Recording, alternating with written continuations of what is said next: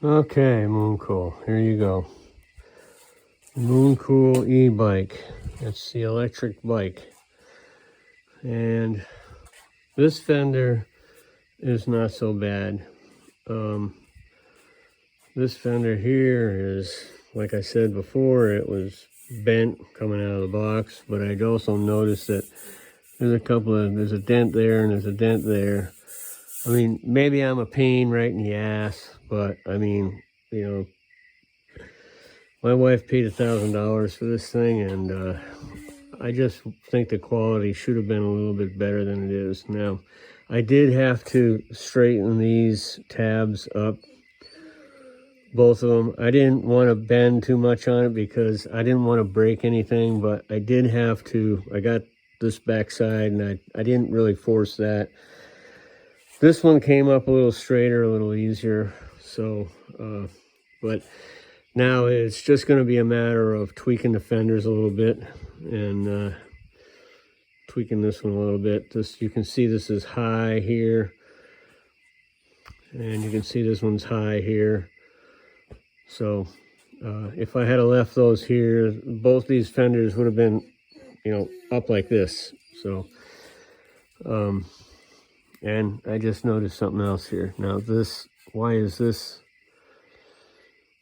Okay, I got to get it off of this thing here because the ass end is too heavy and it's kind of trying to tip up in the air. But I just wanted to kind of show you, you know, these nuts on here, you don't have to crank them up very tight. Just snug them up, both of them, and then put your little beauty rings back on there, and you'll be good with that. And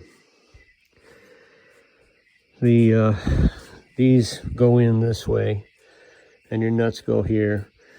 That little pin right there and that little pin there is basically how they got this so that it wouldn't flop forward and flop back.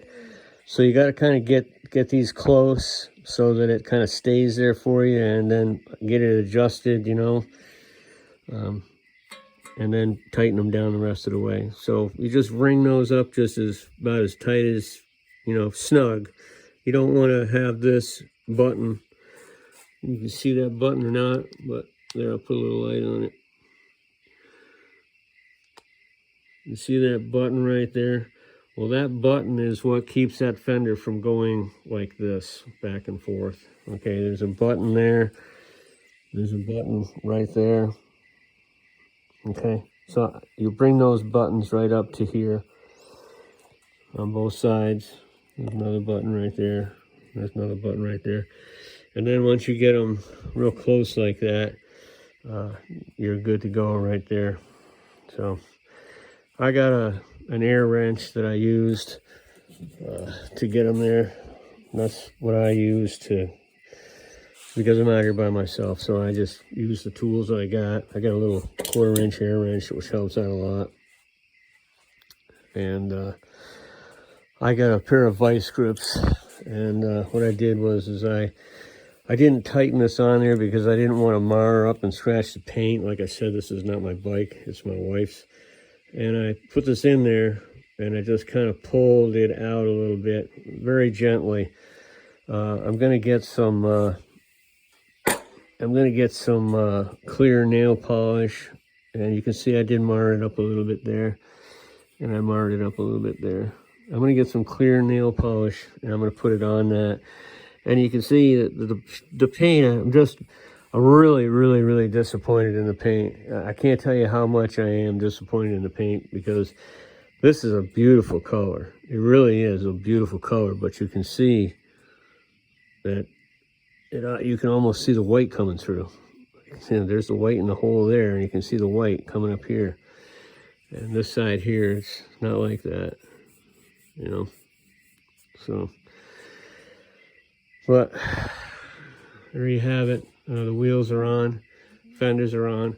This is not a difficult project. This is a very simple project. I mean, if you have a problem putting this together and you're in the New York area, upstate New York, bring it on over. I'll charge you $100 to put the thing together, but you know, you're going to end up with a few scratches here and there.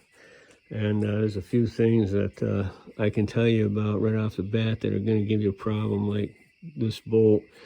I'm probably going to have to carry around an extra bolt for her, because that, I don't trust that bolt. If somebody gets on there and starts standing on it and pedaling it, I don't know. I don't know how it's going to hold up. We'll see, you know. When I find out, you'll find out. Okay? So, yeah, like, subscribe. And this just doesn't even look right here. I don't know what the hell it is with that reflector, but that reflector, to me, that reflector is up higher than that one there. That one there is kind of almost facing me, but this one here looks like it's facing up a little bit. So moon cool, not too cool. It's an easy bike to put together. This is not hard at all. There's just a few things you got to kind of cipher out, and once you get that done, you can pretty much, you know, put it together. It's not hard. It's pretty easy. I didn't have all that much trouble putting this thing together.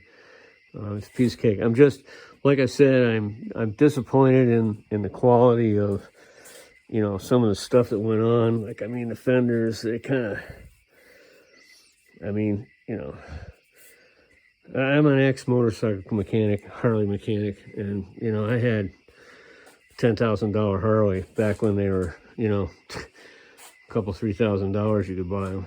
But, I mean, it was a show quality Harley. But I just think that they could have done a better job at the quality control, especially on the paint. That's something that they can control right there at the factory, wherever these are made. But it's a cool bike. I really kind of like it. I think it's pretty cool. I can't wait to ride it around the driveway here or go down the hill. Yay! All right, so like, subscribe, spread the word.